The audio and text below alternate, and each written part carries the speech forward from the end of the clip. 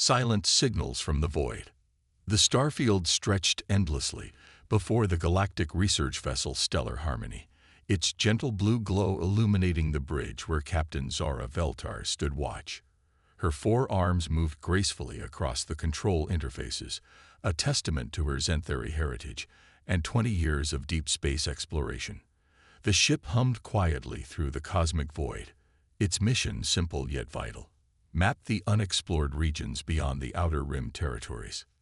Lieutenant Nix, the ship's communications officer, suddenly straightened at her station. Her delicate Aryan features showed confusion as she adjusted her headset with slender, pale fingers.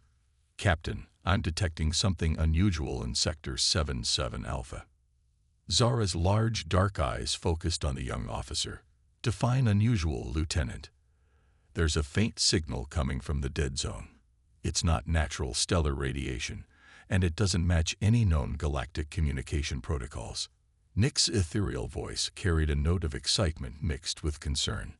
"The signal is weak, almost like a distress beacon, but the frequency is completely unknown to our databases." Dr. Kes Mordan, the ship's chief medical officer, looked up from his research station. The tall Vorthex's gray skin seemed to shimmer under the bridge lighting as his large, analytical mind processed this information. "Captain, if I may suggest caution, that sector borders the restricted zone around Sol 7. A chill ran through the bridge crew at the mention of Sol 7. Every member of the Galactic Federation knew about that cursed system. The 3rd planet from its star held the highest danger classification possible, Class 118 Deathworld. The planet was considered so hostile that the Galactic Council had declared it theoretically uninhabitable. No intelligent life could possibly evolve there, much less achieve space travel. Commander Jex Torwin, the ship's security chief, shifted his massive reptilian frame in his chair.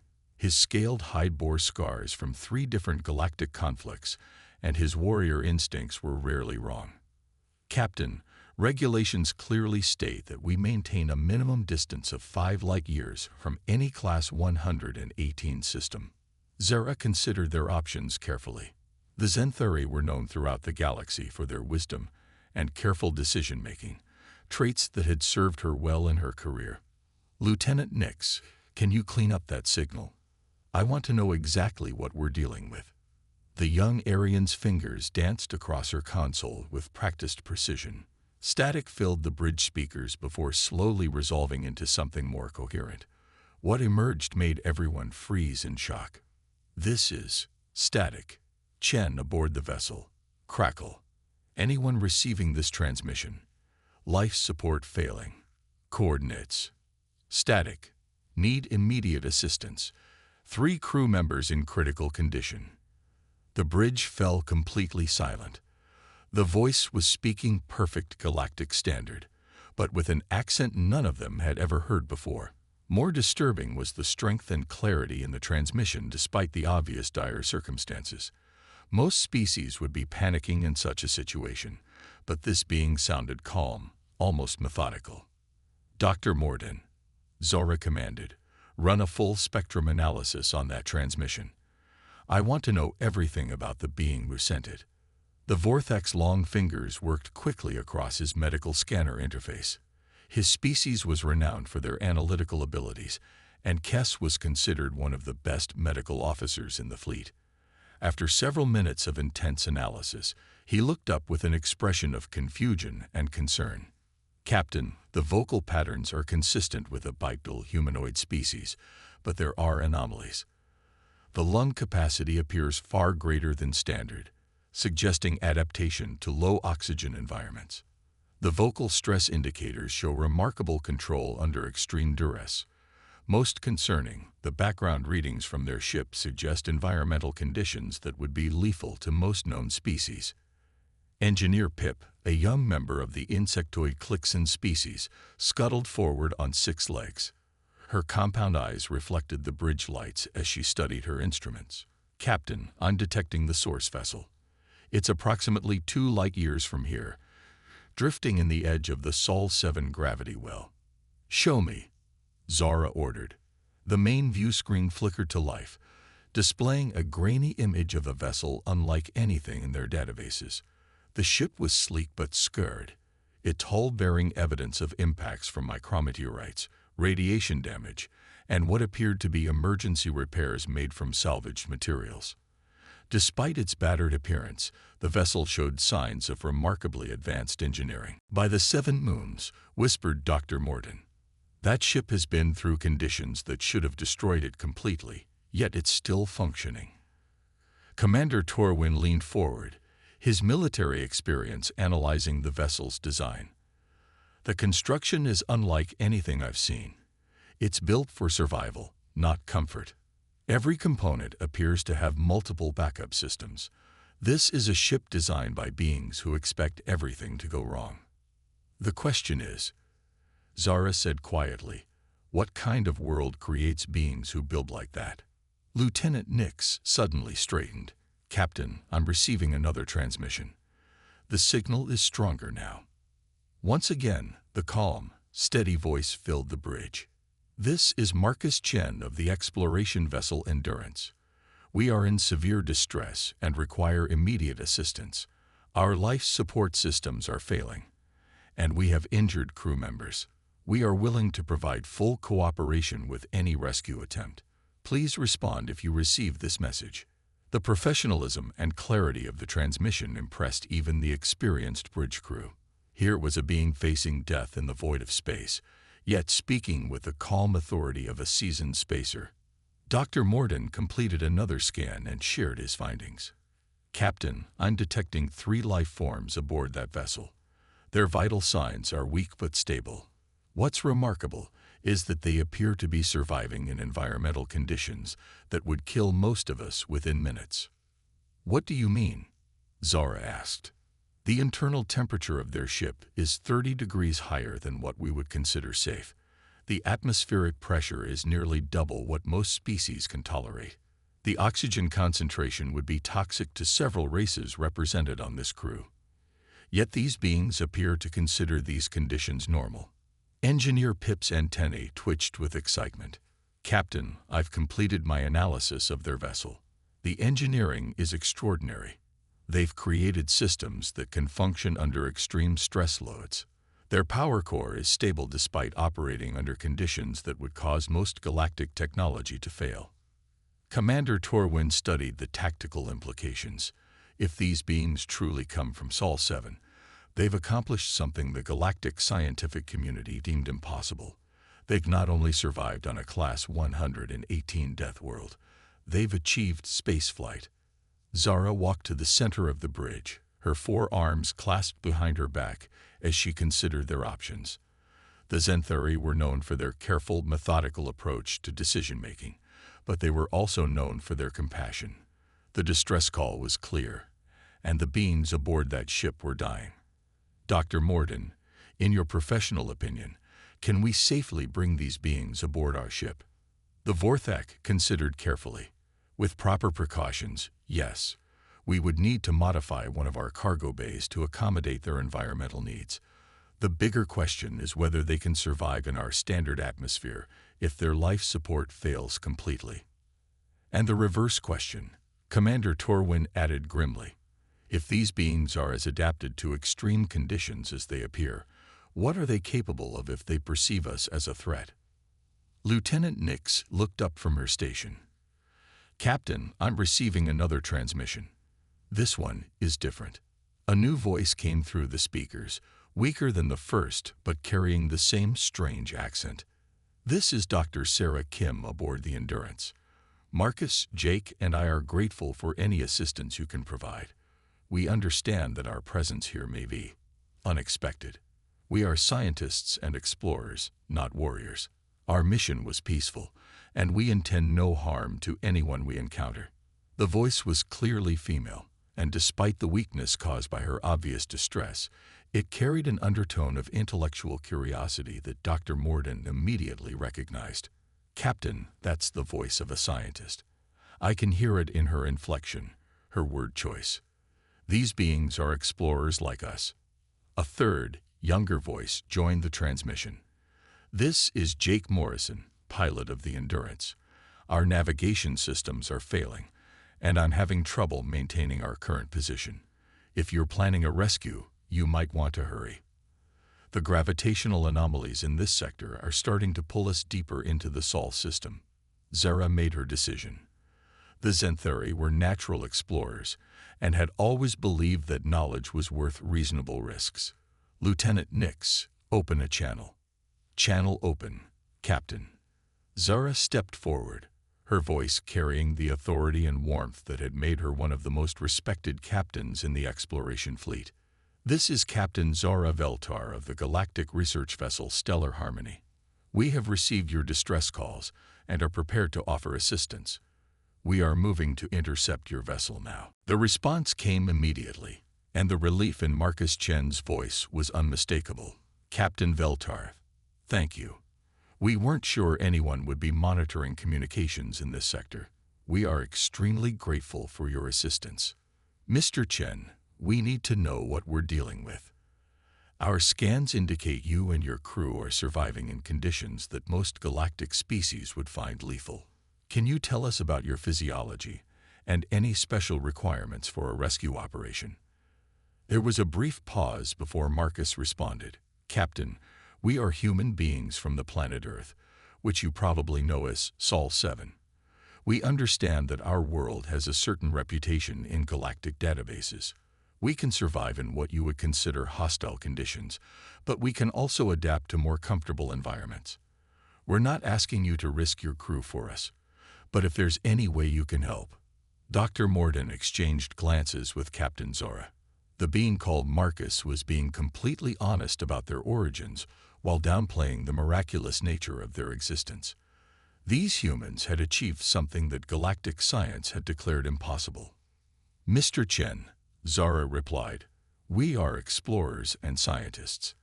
Helping fellow explorers in distress is not just our duty, it's our honor. Prepare for rescue operations. We'll have you aboard our ship within the hour." As the Stellar Harmony changed course toward the drifting human vessel, none of the crew could imagine that this rescue would become first contact with a species that would challenge everything the galaxy thought it knew about survival, adaptation, and the indomitable nature of intelligent life. The ship's engines hummed with increased power as they raced against time to save 3 impossible beings from an impossible world, and perhaps discover that the universe was far more amazing than anyone had dared to believe. Warriors born from fire. The rescue operation began with careful precision. Captain Zora had ordered the modification of Cargo Bay 7 to accommodate the environmental needs of their human guests. Engineer Pitt worked frantically with her team to adjust temperature, pressure, and atmospheric composition to levels that would keep the humans comfortable while allowing the ship's crew to enter with protective gear. Dr. Morden stood ready in the medical bay, his equipment calibrated for species whose physiology existed outside all known parameters. The Vorthak had spent his career treating injuries and illnesses across dozens of different alien species, but he had never encountered beings whose very existence challenged galactic understanding of biology. Commander Torwin coordinated the rescue shuttle mission, his military experience proving invaluable in planning for unknown variables. "Captain," he reported, "the shuttle is ready. I'm leading a team of 4 to bring the humans aboard. Emergency medical equipment is standing by." "Excellent work, Commander. Remember, these beings have survived conditions that would kill most of us. Treat them with respect, but stay alert. We have no idea what we're really dealing with." The shuttle launched smoothly from the Stellar Harmony's docking bay, crossing the void toward the drifting human vessel. As they approached the Endurance, even the experienced rescue team was impressed by the ship's construction. Despite obvious battle damage and emergency repairs, the vessel maintained structural integrity in conditions that should have torn it apart. "Look at those hull modifications," engineering specialist Kell observed. The young Androrian's technical expertise was considerable, but even he was amazed by what he saw. "They've used materials I don't recognize, welded together with techniques that shouldn't work but obviously do." Commander Torwin guided the shuttle to the Endurance's docking port. "Remember, we're dealing with beings from a Deathworld. Stay calm, follow protocol, and don't make any sudden movements. The airlock cycled through its sequence, and the rescue team found themselves face to face with the first humans in galactic history. What they saw surprised them completely. Marcus Chen stepped forward, and the rescue team was struck by how normal he appeared. The human was shorter than most galactic species, with dark hair and eyes that held intelligence and gratitude. He moved with fluid grace despite obvious exhaustion, and his smile was genuinely warm. "Commander Torwin, I presume. I'm Marcus Chen. Thank you for coming for us." The human's calm demeanor and perfect galactic etiquette surprised the Skellari warrior. "Mr. Chen, we're here to help. What's the condition of your crew?" "Dr. Kim has a concussion from when our artificial gravity failed during the last system malfunction. Jake has some lacerations from emergency repairs, but he's stable. I'm the healthiest of the three, which isn't saying much after 2 weeks on failing life support." As they spoke, Dr. Sarah Kim appeared, supported by the third human, Jake Morrison. Despite her obvious injury, Dr. Kim's eyes were bright with scientific curiosity as she observed the rescue team. "Fascinating," she said quietly. "A Skellari, an Androrian, and 2 Xanthari variants. The genetic diversity of spacefaring species is remarkable." Jake, the youngest of the 3 humans, grinned despite his injuries. "Sarah, we're being rescued by aliens, and you're taking notes." "Everything is worthy of study," Dr. Kim replied with a weak smile, "including the fact that these beings risked their safety to help complete strangers." Commander Torwin found himself impressed by the humans' behavior. Despite being in life-threatening danger, they were polite, curious, and showed no fear. "We need to move quickly. Your ship is being pulled deeper into this system's gravity well." The transfer to the shuttle proceeded smoothly, though the rescue team noticed several unusual things about their human passengers. Despite weeks of surviving on failing life support, the humans moved with strength and coordination that seemed impossible. Marcus carried equipment that should have required 2 beings to lift. Dr. Kim, despite her concussion, maintained perfect balance in zero gravity. Jake completed technical shutdown procedures with speed and precision that impressed even the experienced crew. Once aboard the Stellar Harmony, the humans were escorted to the modified cargo bay. Dr. Morden waited with his medical team, prepared for anything. What he found challenged his understanding of biology. "Remarkable," he whispered after completing initial scans. "Your bone density is extraordinary. Your muscle fiber efficiency is beyond anything in our medical databases, and your cardiovascular systems." He paused, checking his instruments again. "Your hearts are designed like high-performance engines." Marcus Chen laughed, a sound that somehow conveyed both amusement and appreciation. "Earth is a challenging place to live, Doctor. Our bodies adapted to survive." "But how challenging could one planet be?" asked Engineer Pip, who had joined the group to study the humans' technology. Dr. Sarah Kim, now recovered enough to speak clearly, smiled at the question. "Well, Earth experiences regular natural disasters that would evacuate entire galactic colonies. We have storms with winds that can level cities, earthquakes that reshape continents, and volcanic eruptions that can change global weather patterns." Jake added cheerfully, "Plus the wildlife. Pretty much everything on Earth either wants to eat you, poison you, or crush you. Makes you learn to be careful real quick." The alien crew listened in stunned silence as the humans casually described their homeworld. What they were hearing sounded like a catalog of cosmic disasters, yet these beings spoke about it the way others might discuss pleasant weather. Captain Zara arrived to personally welcome their guests. Her 4 arms moved in the traditional Xanthari greeting of respect as she addressed the humans. "I am Captain Zora Veltar. On behalf of my crew and the Galactic Federation, welcome aboard the Stellar Harmony." Marcus stepped forward, and to everyone's surprise, returned the Xanthari greeting perfectly. "Captain Veltar, thank you for saving our lives. We are deeply grateful." "You're familiar with our customs?" Zara asked, impressed. "We've been monitoring galactic communications for several years. Dr. Kim explained. We learned as much as we could about different species and cultures before beginning our exploration. We believe in being prepared. Commander Torwin studied the humans with professional interest. Mr. Chen, you mentioned that your mission was exploration. What exactly were you exploring? Jake grinned. Everything. The galaxy is huge and full of amazing things. We wanted to see what was out there, maybe meet some neighbors, learn about different ways of life. But surely your government or military sent you? Asked Dr. Morden. The humans exchanged glances before Marcus answered. Doctor, we built the Endurance ourselves. Our mission was our own idea. Earth has many different governments, but they're all focused on problems at home. We decided that if humans were going to explore the galaxy, we'd have to do it ourselves. The implications of this statement stunned the alien crew.